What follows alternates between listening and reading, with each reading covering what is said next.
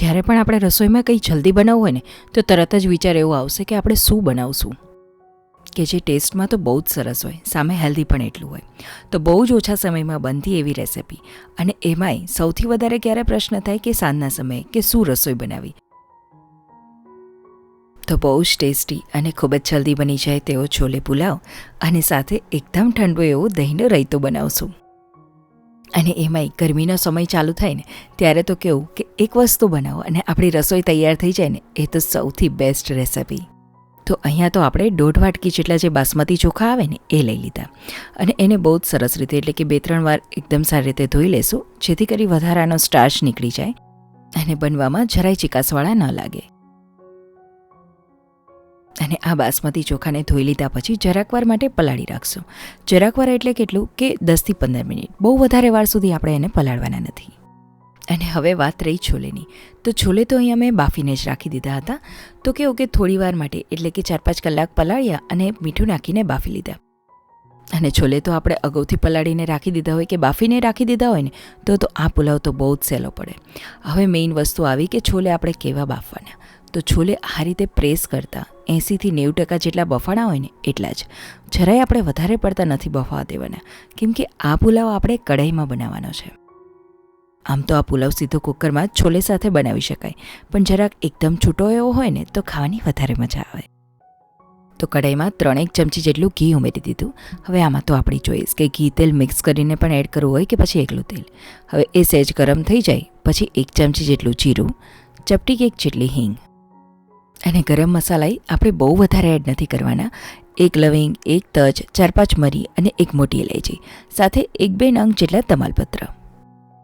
સીધું આપણે તેલમાં એડ કર્યું છે ને તો એકવાર મિક્સ કરી લઈશ અને આ બધું જ ધીમા તાપે જ આપણે એડ કરવાનું, જેથી કરી વઘારમાં બળી ના જાય. અને હવે લસણ, તો એ પણ 4-5 કળી જેટલું લીધું હતું. બહુ વધારે પડતું લસણનો આગળ પડતો ટેસ્ટ પણ પુલાવમાં ન મજા આવે. તો એ લસણને અધકચરું વાટી લીધું અને સહેજ એવું આપણે તેલમાં એડ કરીને તો બળી ના જાય ને તો સહેજ એવું તેને સાતરી લીધું. અને ત્યારબાદ તરત જ આપણે ડુંગળી ઉમેરી દઈશું. અને ડુંગળીને પણ આ રીતે સ્લાઇસમાં જ કટ કરી લીધી, જેથી કરી ખાતા હોય ને તો વધારે મજા આવે. અને સહેજ એવી ડુંગળી ગુલાબી જેવી થાય ને એટલે તરત જ આપણે કેપ્સિકમ એડ કરી દઈશું. હવે સ્વાભાવિક છે કે પુલાવ આપણે જ્યારે બનાવીએ ને તો જે તે વસ્તુ આપણા ઘરમાં હાજર હોય ને એ પ્રમાણે બધું ઉમેરતા જશું. તો કેપ્સિકમ એડ કર્યા તો હવે સાથે સાથે 1-2 નંગ જેટલા ટમેટાં પણ ઉમેરી દઈશું. અને બધું જલ્દી ચડે એટલે સહેજ એવું મીઠું એડ કરીને થોડી વાર માટે ચડવા દઈશું. જ્યારે પણ આપણે સાંજની રસોઈ કરવી હોય ને ત્યારે ખાસ વિચાર આવે કે આપણે સાંજે શું બનાવવું. તો આ રીતે અગાઉથી છોલે બાફીને મૂકી દીધા હોય ને તો એકદમ જલ્દીથી આ પુલાવ તૈયાર થઈ જશે.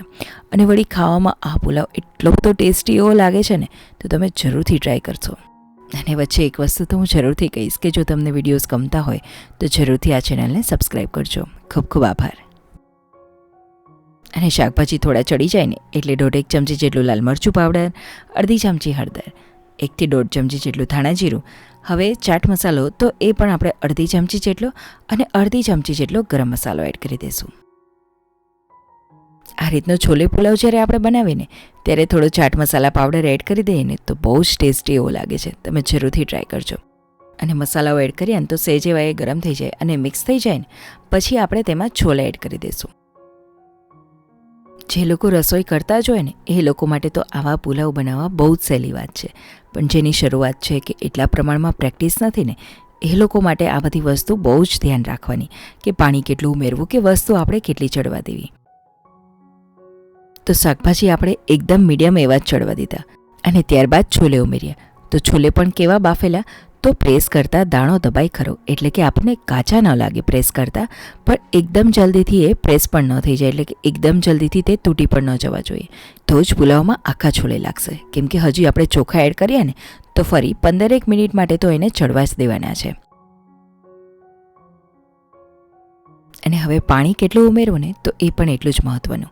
તો અહીંયા આપણે 1.5 કપ જેટલા બાસમતી ચોખા લીધા ને તો એની સામે 3 કપ જેટલું પાણીની તો જરૂર પડશે જ. તો અહીંયા થોડું હુંફાળું એવું પાણી અને સાદા પાણીની સાથે આપણે જે છોલે બનાવ્યા ને તો એ વખતે જે પાણી વધ્યું હોય ને તો એ પણ એની સાથે જ, એટલે કે 3 કપમાં એ પણ ગણી લેવાનું. તો છોલેનું પાણી આપણે વેસ્ટ નહીં કરવાનું, પણ આમાં જ એડ કરી દેવાનું. તો 3 કપ હુંફાળા પાણીમાં આ પુલાવ તો એકદમ સરસ ચડી જશે. અગાઉ મેં થોડું મીઠું પણ એડ કરી દીધું હતું, કેમ કે ભલે આપણે છોલેમાં મીઠું એડ કરેલું, અગાઉ સાતળતી વખતે એડ કરેલું, પણ જરાક ચોખાના પ્રમાણમાં મીઠાની જરૂર પડે તો એ મુજબ એડ કરી દીધું હતું. અને ગેસની ફ્લેમ મીડિયમ ટુ લો જ રાખવાની, જરાય વધારે ધીમી નહીં અને બહુ ફાસ્ટ નહીં. અને આ રીતે 7-8 મિનિટ જેવું થાય ને એટલે એકવાર મિક્સ કરી લેશું. અને એકદમ હળવા હાથે જ આપણે તેને મિક્સ કરશું. અને મિક્સ કરવાનું કારણ તો કેવું કે નીચે ચોંટ્યું નથી તો એ જોવાઈ જાય, અને પાણીનું પ્રમાણ કેટલું છે ને તો એનો આપણને અંદાજ રહે. અહીંયા તો 10 મિનિટ જેવું થયું છે ને તો ચોખા તો આપણા એકદમ નથી ચડી ગયા, થોડી વાર છે. તો આ સમયે કોથમીર એડ કરી દઈશ અને સાથે કસૂરી મેથી. તો કસૂરી મેથીને આપણે સહેજ ગરમ કરીને એડ કરશું, જેથી કરી એનો એકદમ પ્રોપર એવો સ્વાદ એમાં પડે. તો આ બે વસ્તુ એડ કરીને ફરી એને ચડવા જ દેવાની છે.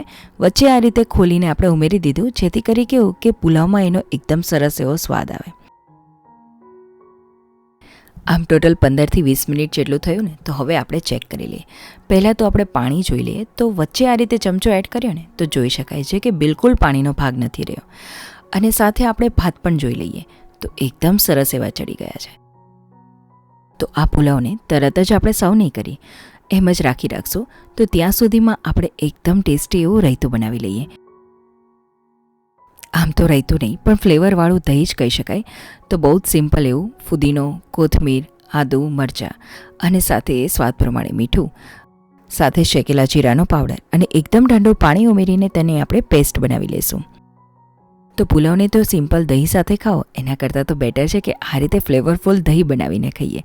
તો બસ એકદમ સરસ એવું ઘોળું બનાવી લીધું અને તેમાં આ પેસ્ટ એડ કરી દીધી.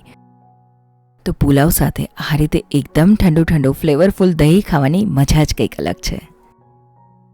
તો બસ એકદમ ઠંડા એવા દહીં સાથે આ પુલાવ આપણે સર્વ કરી લઈએ. આપણો આ પુલાવ એકદમ પ્રોટીનથી ભરપૂર એવો બન્યો છે. જ્યારે પણ આપણે એક વસ્તુ બનાવી છે પણ સાથે આપણે હેલ્ધી પણ રાખવી છે તો આ તો એનો બેસ્ટ ઓપ્શન છે. બાળકોથી લઈ મોટા સુધી દરેકને એટલો જ ભાવશે. અહીંયા આપણે લસણ ડુંગળી એડ કર્યા, પણ લસણ ડુંગળી વગર પણ એટલો જ સ્વાદિષ્ટ એવો લાગે છે.